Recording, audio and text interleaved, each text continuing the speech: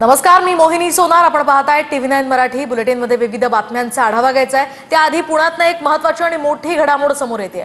पुण्याच्या दीनानाथ मंगेशकर रुग्णालयाच्या मुजोरीमुळे एका गर्भवती महिलेचा मृत्यू झाल्याचा आरोप भाजप आमदार अमित गोरखे यांनी केलाय.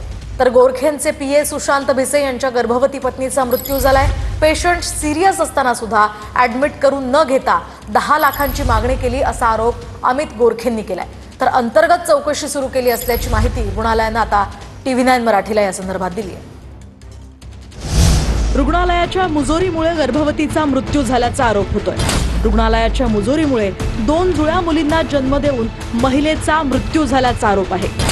पुण्यातल्या दीनानाथ मंगेशकर रुग्णालयावर आमदार अमित गोरखे यांनी हे आरोप केले. तर आमदार गोरखेंचे पीए सुशांत भिसेंच्या पत्नीचा मृत्यू झाला. दीनानाथ रुग्णालयाकडून ऍडमिट करण्यासाठी 10 लाखांची मागणी केल्याचं गोरखे म्हणाले. तर पेशंट सिरियस असताना सुद्धा रुग्णालयानं ऍडमिट करून घेतलं नाही असाही आरोप गोरखेंचा आहे. तिला 10 लाख रुपये अर्जंट भरा, नाहीतर आम्ही ऍडमिशन देणार नाही असं सांगितलं गेलं. 3 लाख रुपये भरण्याची तयारी असतानाही त्या ठिकाणी आम्ही ऍडमिशनच देऊ शकत नाही, क्रिटिकल शस्त्रक्रिया आहे असं सांगितलं गेलं आणि ऍडमिशन नाकारलं गेलं. नेमकं काय झालं तेही पाहूयात. पुण्यात 7 महिन्यांच्या गरोदर महिलेला रक्तस्राव सुरू झाला. रक्तस्राव सुरू झाल्यानं महिलेला दीनानाथ मंगेशकर रुग्णालयात नेलं. आधी 10 लाख भरा तरच ऍडमिट करू असं रुग्णालयानं सांगितलं. पैसे नसल्यानं महिलेला दीनानाथ रुग्णालयानं ऍडमिट करून घेतलं नसल्याचा आरोप होतोय.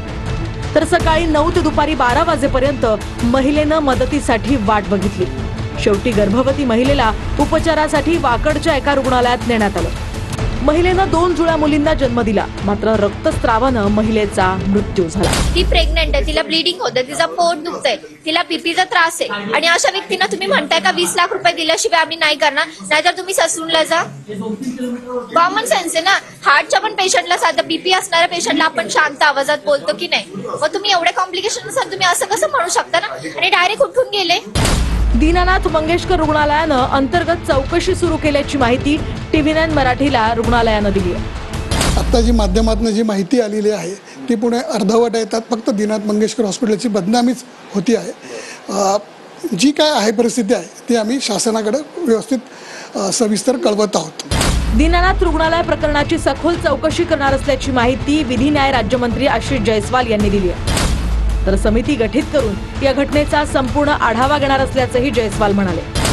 पुणे शहर आणि जिल्ह्यातील धर्मादाय अंतर्गत नोंदणीकृत असलेल्या सर्व रुग्णालयांची झाडाझडती घेणार असल्याचंही त्यांनी सांगितलंय.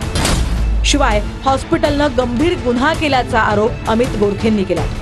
दीनानाथ हॉस्पिटल हे खऱ्या अर्थानं गरिबांसाठी आणि ट्रस्ट म्हणून चालवलं जातं, पण अशा प्रकारचा अत्यंत गंभीर गुन्हा ह्या हॉस्पिटलने केलेला आहे आणि अशा अनेक तक्रारी ह्या आलेल्या आहेत. दीनानाथ मंगेशकर सारख्या हॉस्पिटलकडनं हे असं कृत्य जर घडलेलं असेल तर त्यांच्या परवानग्या रद्द करून त्यांना भला मोठा दंड लावणं गरजेचं आहे. दीनानाथ रुग्णालयाच्या बाबत तर अशा असंख्य तक्रारी होऊनही रुग्णालय मोठ्या दिमाखात उभं आहे. आर्थिकदृष्ट्या दुर्बल घटकातील लोकांना तर हे रुग्णालय किड्यामुंग्यासारखं चिरडून टाकायलाही मागे पुढे बघणार नाही. तर तुम्ही दीनानाथ रुग्णालयात उपचारासाठी गेला होता आणि उपचार पैशाअभावी नाकारला. नेमकं किती पैशांची मागणी झाली होती आणि काय झालं होतं?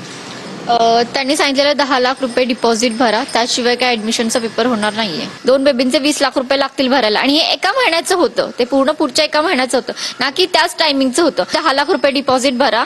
जर तुमच्याच्याने होत नसेल तर तुम्ही ससून हॉस्पिटलला जाऊ शकता, तिथं पण ट्रीटमेंट चांगली होतात.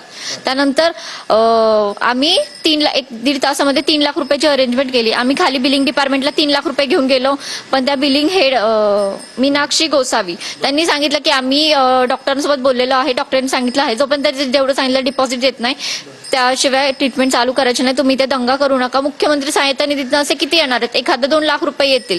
तुम्ही 10 लाखाची मागणी केल्यानंतर 3 लाख रुपये त्या क्षणी भरण्याची तयारी देखील दाखवली होती.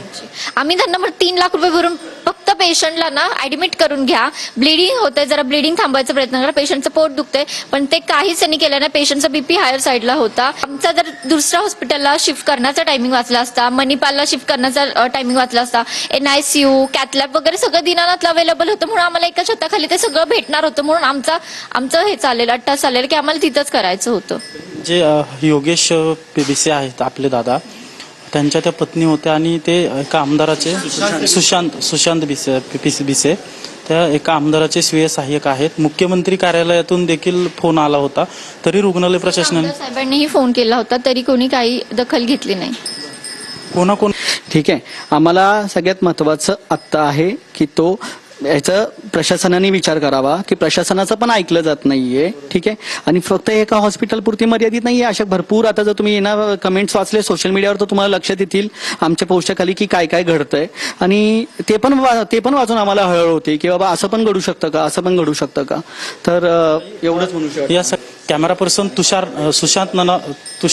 कॅमेरा पर्सन सुशांत राऊतसह अजिंक्य धायगुडे, TV9 मराठी, पुणे.